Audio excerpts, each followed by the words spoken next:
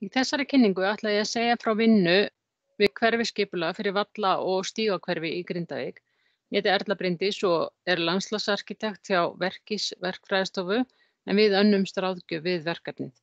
Það stóð til að halda opinn samráðsfund í haust en af því varð ekki vegna hertra samkomutakmarkana.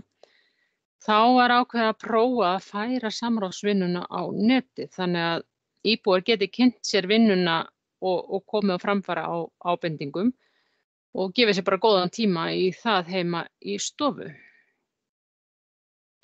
Í kynningunni ætla ég að fara yfir markmiðin með íbúasamráði og gerð hverfiskipulags, það hvers konar skipulag þetta er. Síðan ætla ég að fara yfir hvar við erum stödd í skipulagsferlinu og einnig aðeins forsendur eða greiningar fyrir skipulagsvinnuna. Ég ætla líka að nefna möguleg viðfangsefni í skipulaginu og að lokum ætla ég að lýsa hvernig við ætlum að haga íbúasamráðinu á netinu og hvernig hægt er að koma á framfæri hugmyndum og ábendingum skipulag hverfisins. Almennt séð er samráðsvinna mjög mikilvæg í skipulagsgerð. Það er að leita eftir sjónarmiðum íbúa og fá mikilvægar upplýsingar inn í vinnuna strax á fyrstu stigum skipulagsgerðarinnar.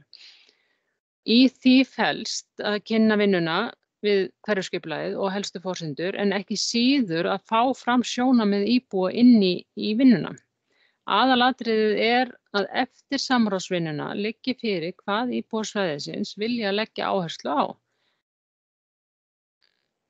Hverfiskipulag er deiliskipulag fyrir þegar byggt hverfi þar sem ekki eru ráðgerðar verulega breytingar á byggðinni. Og eins og í þessu tilviki, þetta er gróið hverfi og ekki líklegt að verði mikið meiri uppbygging. Tilgangurinn með skipulaginu er þá meira að huga að sameiginlegum rýmum og skilgreina hvaða breytingar verða heimilar, svo sem innan lóða.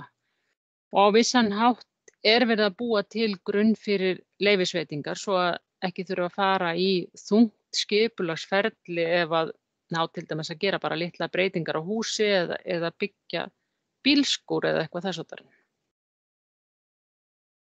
Þetta er svæðið sem skipulagið tekur til.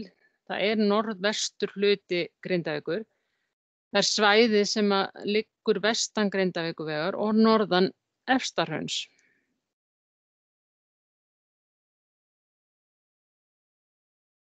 Það er búið að kynna lýsingu fyrir verkefnið, það var gert snemma í sumar. Það komu fram ábendingar frá stofnunum en líka nokkrar frá íbúum sem var mjög flott. Til dæmis aðkomu að hverfinu og vannýtt græn svæði. Áætlað er að kynning á vinnslustigi verði síðan í byrjun næsta árs og í framhaldinu verði auglýst skipulagstillaga. Hverfisskipulagið gæti síðan tekið gildi haustið 2021. Aðeins forsendur og greiningar sem við höfum unnið. Það er mjög mikilvægt að framkvæma ákveðnar greiningar og hérna eru nokkuð dæmi það. Hverfið er á tiltölulega flötu landi og það liggur vel við sól.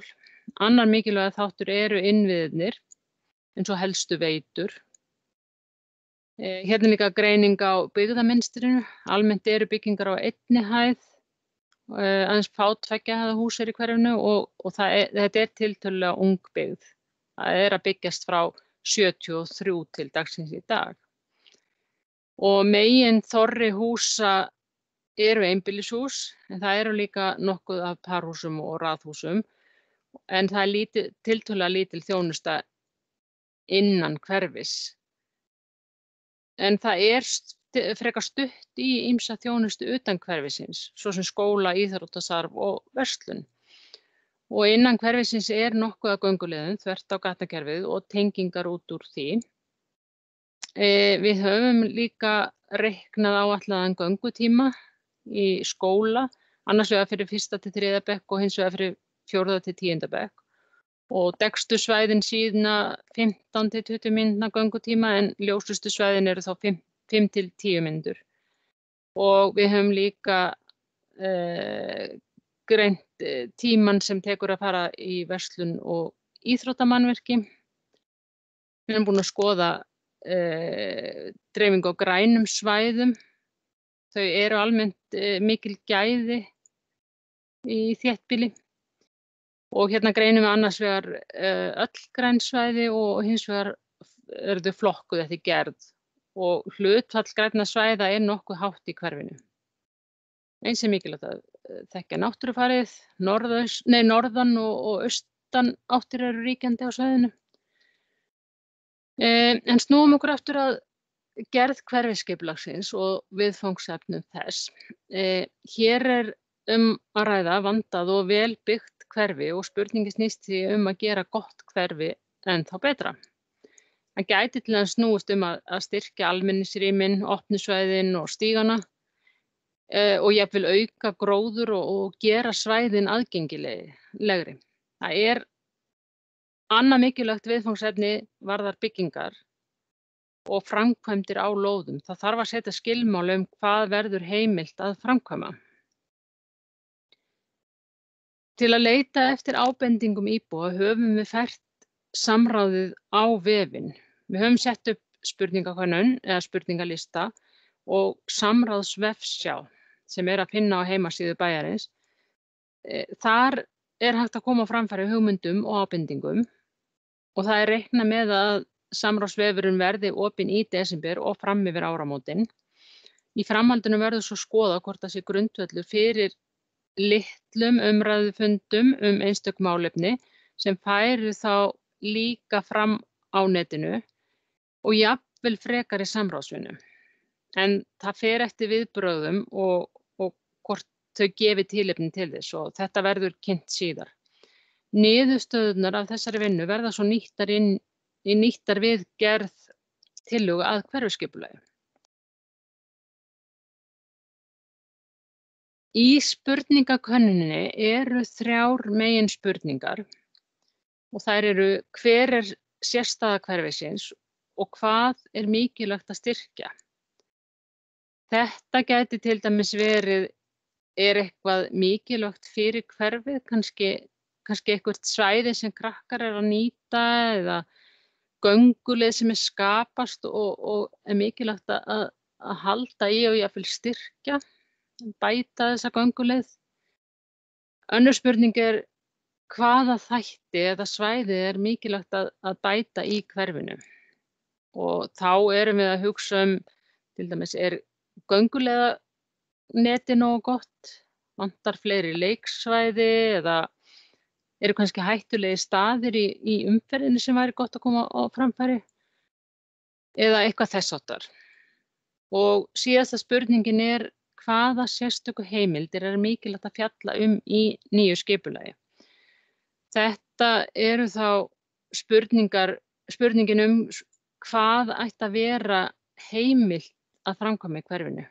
Mætti til dæmis bæta við sólhúsum, bæta við kvistum, byggja bílskúra eða bæta hæð á hús.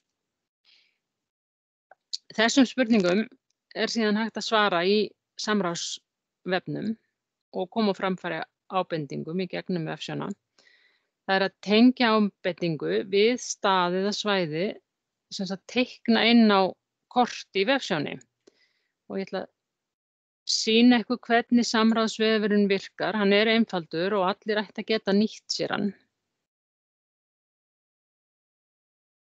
Svona lítur samráðsvefurinn út. Hér eru spurningarnar 3 og í kössunum er hægt að svara þeim og koma þannig ábendingum til skila.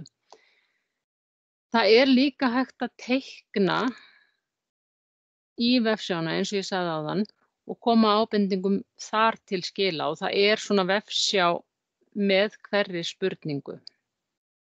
Þegar búið svara spurningunum er hægt að ýta á græna takkan og þá er ábendingunum komin til skila eða fara hérna í að teikna inn í vefsjá og ef við smellum á það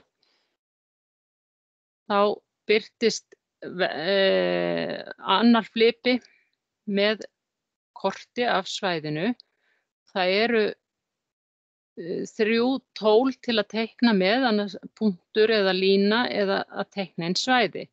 Og við teiknum svæði þegar búið að teikna inn svæðið á kortið, þá birtist nýr gluggi með það sem er hægt að fylla inn ábendinguna. Jafnvel skrifa hvað svæðið heitir, en það þarf ekki. Það er líka hægt að skella inn mynd, kannski til eitthvað gömul mynd af svæðinu sem að svona styður málið. Og síðan vista svæðið og þá er ábendingin komin inn í kerfið. En ef að svæðið er ekki alveg rétt afmarkað, viljum breyta svæðinu, þá þarf að haka hérna við edit áður en það er vistað og þá er hægt að breyta svæðinu og síðan að vista. Og það er kannski rétt að benda á að svörin eru ekki persónurekjanleg og það eru engin takmörk á þessu. Það er hægt að senda inn bæði svör við spurningum og teikna inn eins oft og hver vill. Þá segi ég bara gangi ykkur vel með þetta. Við vonumst til að fá fullt af flottum ábendingum. Takk.